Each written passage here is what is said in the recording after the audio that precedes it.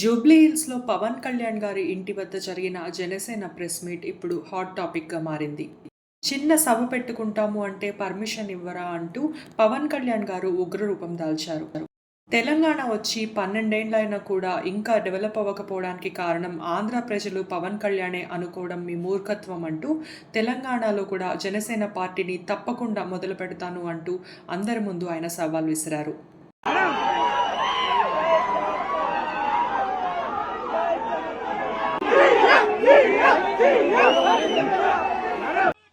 నేను ఇప్పుడు దాకా నిర్ణయించుకోలే.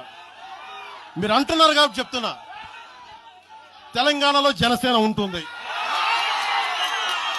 నేను పోటీ చేస్తా. ఇప్పుడు దాకా